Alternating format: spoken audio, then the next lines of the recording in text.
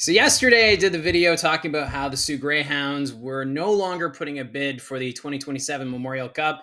And after that video posted, well, a few hours later, we learned that the Kitchener Rangers have officially put in their bid for the 2027 Memorial Cup.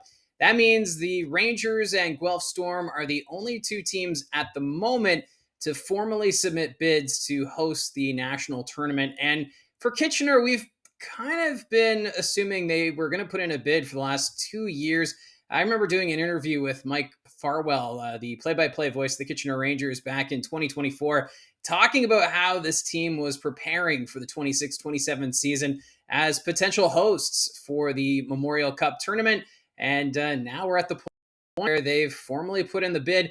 We won't know until later in the season who will, in fact, be the host of the next Memorial Cup in 2027 when it's back in the OHL. But teams do have until, I believe it's mid-October, to formally submit a bid. We did hear that the Niagara Ice Dogs were considering an idea of submitting a bid back in the fall. That was before the third-party investigation took place earlier this year. So we're still not sure if we'll get a bid from the Ice Dogs or maybe another team will come out of the woodwork. But as it stands right now, Kitchener against Guelph, they're already rivals on the ice. So why not bring that rivalry into the boardroom when it comes to hosting the Canadian Hockey League's big tournament to decide the top junior hockey team in the country. So I think it's going to be quite the bidding process. The Odd last hosted the Memorial Cup in 2008. The Rangers ended up losing to the Spokane Chiefs. And if you want to go down memory lane, that was when the trophy fell apart during the award presentation. You can find that on YouTube. But yeah, that's the last time the Rangers last hosted. The Guelph Storm, they last hosted in 2002. So some big news there when it comes to the bidding process.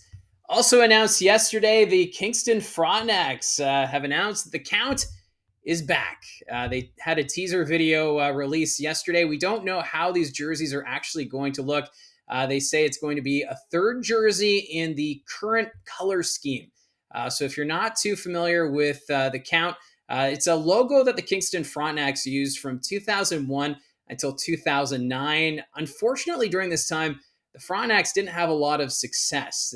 More often than not, they were outside of the playoff picture during the 2000s, but it's a distinctive look that they had. It kind of was a resemblance of the Dallas Stars when they had their Stars jersey, or it was just one big star based on the striping on the uniform. They introduced those jerseys during their run to the 1999 Stanley Cup Final. So that's a reference as to what the Frontenacs jersey used to look like.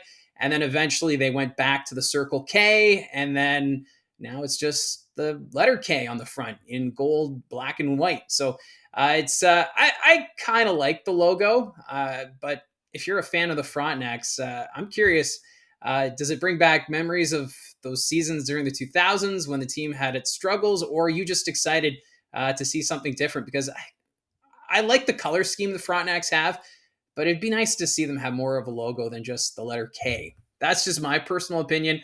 But still, we have a third jersey to look forward to from the Frontenacs. It will make its debut Friday, October 17th, when the Frontenacs take on the Ottawa 67s. And we should see an image leading up to the game, is what I've been told. But still, it's exciting times if you're a Jersey fan or a fan of the Frontenacs. The other thing, too, remember the Canadian Hockey League is switching over to the Under Armour jersey provider this year.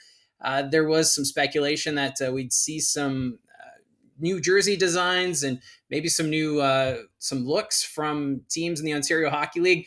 We did have some teaser moments during the offseason from the Sudbury Wolves that the green jerseys might be coming back. I haven't seen anything recently in regards to that or heard anything in regards to if the Sudbury Wolves are going back to green full time, but it does sound like there will be a green jersey from the Sudbury Wolves this season, maybe a third jersey like what the Kingston Frontenacs are doing by bringing back the Count. Now, we do have some signings to discuss.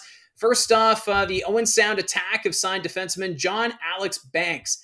Last year played for the Sherwood Park Crusaders. Last season, 7 goals, 24 assists, 31 points in 47 games. For Banks, he did spend some time playing with Nicholas Sikora, where they both played for the North Jersey Avalanche. And of course, Sikora earlier this summer signed his player commitment with the Owen Sound Attack. So two friends able to play together with the Attack this season, both really looking forward to what is in store for the Attack. I feel as though Owen Sound might be going a bit under the radar with some people and their predictions for this upcoming season. I'm really curious as to what this Attack team is going to do, especially when you already have Carter George in net, Pierce Bowie, who won the OHL Rookie of the Year last season. And then some of these signings have a lot of potential. So I'm very curious as to what the Attack are going to be able to do next season. I think they'll be much improved over last season. And remember, I am right now doing the season preview videos. I've not yet done the Owen Sound Attack, but you'll want to stay tuned for that in the coming weeks. Now, there was another signing, this time with the London Knights. This one caught me a little bit by surprise. They've signed goaltender Sebastian Gatto. He's 19 years old, drafted in the 12th round of the 2022 OHL priority selection. Last year, played in the BCHL with the Chilliwack Chiefs. Now, what kind of surprises me is they already have Alexei Medvedev in net, because last year Medvedev was the 1B goaltender for the Knights in their championship run. And I kind of wondered if they would go with Medvedev as maybe taking over the starting role next season. But with Gatto being more of the veteran, you look at his stats with the Chiefs last season.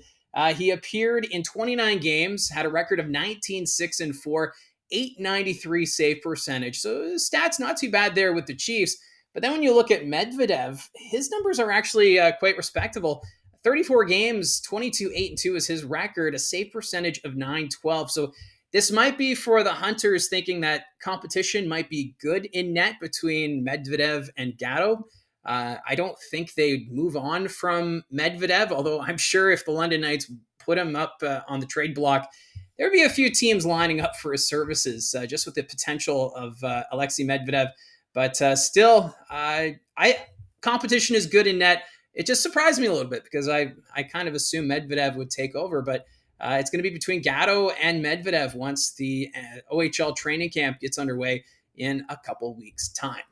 Now, there's some cool news out of Northern Ontario. They have the new Hockey North Hall of Fame, and they have a long list of inaugural inductees, and it's all involving people who've had contributions in Northern Ontario in the sport of hockey, and that includes members of the OHL.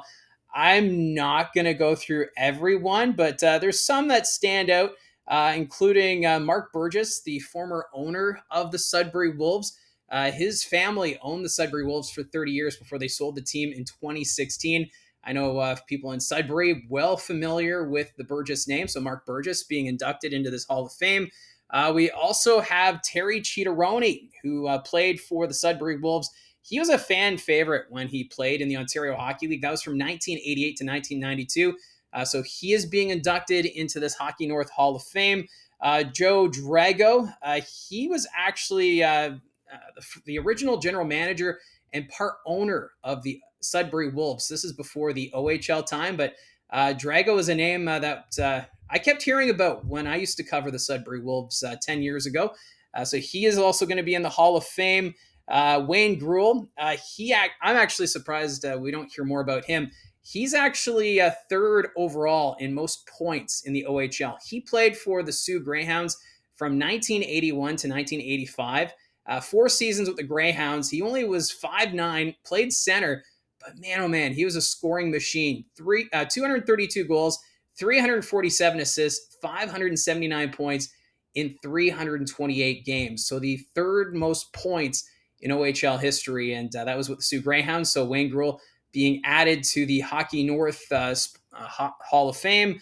Who else do we have here? There was Ken McKenzie. He was recently the head coach of the Sudbury Wolves, but he also was a part of that organization before that, even dating back to the early 1990s.